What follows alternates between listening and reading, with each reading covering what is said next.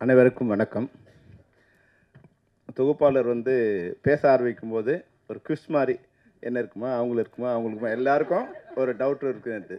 ஆனால் என்னை அழைக்கும்போது நான் எப்படி வெளிப்படையாக இருக்கணும், அது மாதிரி என்னை அழைக்கும்போது என்ன தான் கூப்பிட்றாங்கன்னு எல்லோரும் தெரிஞ்சிடுச்சு. அந்த வகையில் ரொம்ப நன்றி. உண்மையாகவே இந்த மேடையில் இருக்கிற அனைவருக்கும் மாலை வணக்கம், இரவு வணக்கம். படம் ஆரம்பிக்கும் போது நான் படத்தை நான் எதுவும் பார்க்கவே இல்லை. இதை பற்றி எனக்கு ஒன்றுமே தெரியாது. தேவானி ஃபோன் பண்ணாங்க, வந்து படம் பார்க்க கூப்பிட்றாங்க. வந்து பேரரசு என்னை இருந்து கூப்பிட்டு வந்தார். நான் அப்புறம் சொன்னேன், வேறு யாரோ இப்போ ராஜா வேறு கூப்பிட்டாருன்னு. இல்லை சார், அதுவும் எல்லாம் ஒன்று தான் அப்படின்னாரு. ராஜாவாக தான் எனக்கு தெரியும். இங்கே வந்து தான் சிவா ஆறுமுகம்னு வேறு பேரில் படம் இருந்தது. உண்மையாகவே இந்த படம் சாங் பார்க்க ஆரம்பிக்கும்போது ஒரு ப்ளசண்ட்டாக இருந்தது. ஒரே இறைச்சலமாக இதுவாக இருந்த படத்தில் பார்க்க ஆரம்பித்த ஒரு 1வது நிமிஷத்துலேயே அதுக்குள்ளே வந்து ஆடியன்ஸை உள்ளே எடுக்கிற மாதிரியான ஒரு ஷார்ட்ஸ் அவ்வளோ அழகாக இருந்தது. உண்மையாக ஃபஸ்ட்டு வாழ்த்து யாருக்கு சொல்லணும், கேமராமேனுக்கு தான் அந்த ஃபஸ்ட்டு வாழ்த்து சொல்லணும். பியூட்டிஃபுல்லாக பண்ணியிருந்தாங்க, ரொம்ப பியூட்டிஃபுல்லாக ப்ளசண்ட்டாக கண்ணுக்கு இனிமையாக இருந்தது. அப்புறம் அந்த இசை மெலோடியாக ஒரு சாங்கு, இது மெலோடி மாதிரி இருக்குது அப்படின்னா அந்த ட்ரெய்லர் பார்க்கும்போது பியூட்டிஃபுல்லாக வந்து அந்த ரீரெக்கார்டிங் வந்து இப்போ வந்த மியூசிக் டைரக்டரில் மிகச்சிறந்த ரீரெக்கார்டிங் கொடுத்துருக்காரு வந்து நரேன். ரொம்ப சூப்பர் அழகாக பண்ணியிருக்காங்க. அப்புறம் நடித்த எல்லாருமே, படத்தில் நடித்த ஹீரோ விஜய் அஜித் ரெண்டுத்தையும் சேர்த்து விஜித்னு வச்சுருக்காருன்னு நினைக்கிறேன்.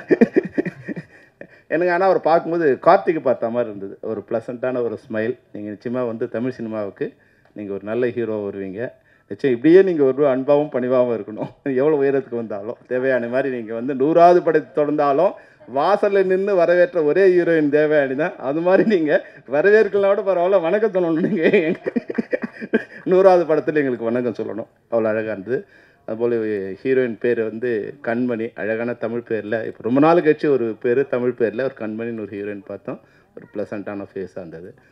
இல்லை, இந்த படம் நம்ம சொல்லுவோம் நல்ல படம் வரணும்னு. ஆனால் நல்ல படத்தை ஓட வச்சா தானே நல்ல படம் வரும். இப்போ இந்த படம் பார்த்தோம். நிச்சயமாக வந்து ஒரு சமூகத்துக்கு என்ன மாதிரியான ஒரு படம் வேணுமோ அது மாதிரி ஒரு படம் பண்ணியிருக்காங்க.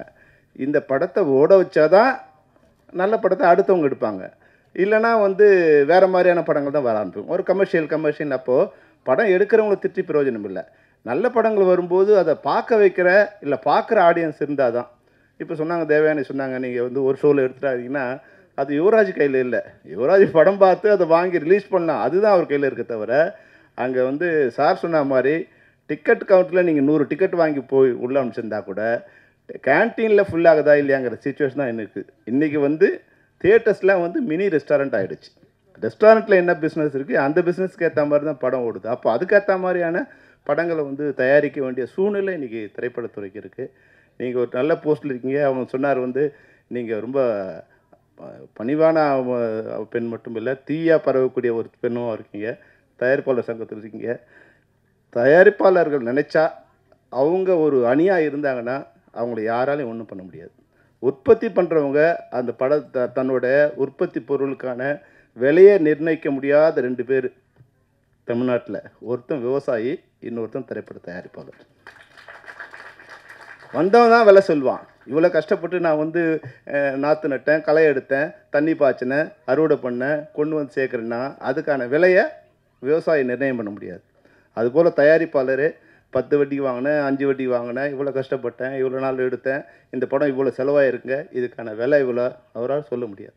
இந்த 2 பேருமே தமிழ் மக்களை வாழ வைக்கிற, இல்லை சிந்திக்க வைக்கிற, இல்லை சிரிக்க வைக்கிற 2 இடத்துல இருக்காங்க. ஆனால் இவங்க நிலைமை வந்து இன்னும் மோசமான நிலையில் தான் இருக்காங்க. இதை சரி பண்ணணும்னா உற்பத்தியாளர்கள் ஒன்றிணைந்து அது விலையை, அந்த சக்தியை ஒரே சக்தியாக நீங்கள் மாறினீங்கன்னா, தமிழ் குமரன் இங்கே இருக்காங்க, எங்களை திட்டாதீங்க. என்ன, உங்களுக்கு வந்து நான் நிறைய தடவை சொல்லியிருக்கேன், இந்த நீங்கள் நிர்வாகத்தில் இருக்கிறதால, இப்போது தேவானையெல்லாம் வந்து நிர்வாகத்தில் இருக்கிறதா சொல்கிறேன், நிர்வாகத்தில் இருக்கிறதால எங்களால் ஏதாவது உதவி பண்ண முடிஞ்சா எங்களை கூப்பிட்டு சொல்லுங்கள். இல்லை எங்கள் மேலே தவறு இருந்தால் எங்களை கூப்பிட்டு சொல்லுங்கள். நிச்சயமாக இந்த தமிழ் சினிமா நல்லா இருக்கணும்னு தான் நாங்கள் போராடுறோம். எங்களை காப்பாற்றிக்கிறதுக்கு மட்டும் இல்லை, தமிழ் சினிமாவை காப்பாற்றுறதுக்கு பல வகையில் நான் திரைப்பட தயாரிப்பாளர் சங்கத்துக்கு உதவியாக இருந்திருக்கேன். நிச்சயமாக இனிமேல் இருப்பேன். அதனால் நீங்கள் எது சரி எது தவறு நீங்கள் முடிவு பண்ணி எங்களை கூப்பிட்டு நாங்கள் வந்து பேசுகிறோம். தவறாக இருந்தால் எப்பவும் திருத்திக்க தென்னிந்திய திரைப்பட தொழிலாளர் சம்மேளனம் தயாராக இருக்குது. அந்த வகையில் இந்த படத்தை ஓட வைக்க வேண்டியது உங்கள் எல்லாருடைய பொறுப்பு. ஏன்னா உண்மையாகவே வந்து அவ்வளோ அழகாக அந்த படம் பார்க்கும்போது, தேவயானிமெல்லாம் பார்க்கும்போது ஒரு ப்ளசண்ட்டாக வனிதா பேசும்போது சொன்னாங்க, ஒரு ஆட்சி மாதிரி வர போகிறாங்க. நிச்சயமாக நீங்கள் கடைசி வரைக்கும் நீங்கள் வந்து சினிமாவில் நல்ல நிலை இருந்துகிட்டே இருப்பீங்க. ஏன்னா நீங்கள் எப்படின்னா ஒரு விஷயம் உங்களுக்கு சொல்லணும்னு நினைக்கிறேன். இப்போது தமிழ் சினிமாவில் வந்து இப்போது நான் ரோஜாவை லவ் பண்ணி கல்யாணம் பண்ணுறேன். அப்போ வந்து அது ஒரு பரபரப்பு செய்தி. அது ஒரு பரபரப்பா அப்பா ரோஜா செல்லமணி கல்யாணம் பேசிட்டே இருப்பாங்க. அப்போ குஷ்பு சுந்தர் கல்யாணம் பண்ணாங்க. அது ஒரு பரபரப்பு செய்தி. ஆனால் உங்களுக்கு மட்டும் ஷாக்கிங் செய்தி.